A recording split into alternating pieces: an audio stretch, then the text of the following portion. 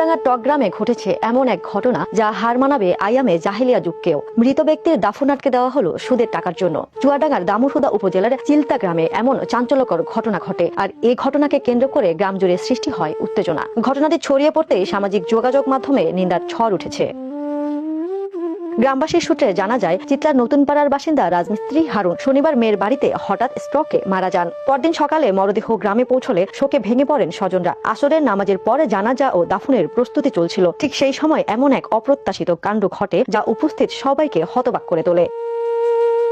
প্রতিবেশী মর্জিনা খাতুন দাবি করেন, মৃত হারুনের কাছে তার সুদের 15,000 টাকা পাওনা রয়েছে। তিনি সরাসরি শর্ত জুড়ে দেন, টাকা শোধ না করলে মরদেহ দাফন করতে দেওয়া হবে না। হঠাৎ তার এমন দাবিতে দিশেহারা হয়ে পড়ে হারুনের পরিবার। শোকার্ত পরিবেশ মুহূর্তেই পরিণত হয় তর্ক বিতর্কে। প্রায় 2 ঘন্টা টানাপোড়েন চলার পর পরিবার বাধ্য হয়ে টাকা পরিশোধ করে। টাকা হাতে পেয়ে মর্জিনা ঘটনাস্থল থেকে সরে পড়লেও গ্রামবাসীর ক্ষোভ থামেনি। ইতোমধ্যে ঘটনার ভিডিও ছড়িয়ে পড়ায় ফেসবুক সহ অনলাইনে সমালোচনার ঝড় ওঠে। স্থানীয় ইউপি সদস্য আতিয়া রহমান বলেন, হারুন জীবিত থাকতেই আসল টাকা শোধ করেছিলেন। মৃত্যুর পর মরদেহ আটকে রেখে সুদের টাকা আদায় ঘৃণ্য ও লজ্জাজনক কাজ।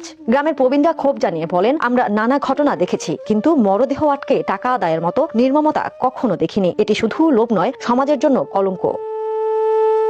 এ বিষয়ে দামুরহুদা মডেল থানার ওসি হুমায়ুন কবির জানান, এখনো কোনো লিখিত অভিযোগ পাওয়া যায়নি, তবে অভিযোগ পেলে তদন্ত করে আইনানুগ ব্যবস্থা নেওয়া হবে।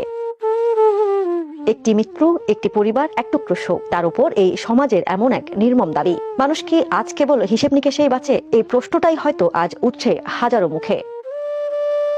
National desk, the news.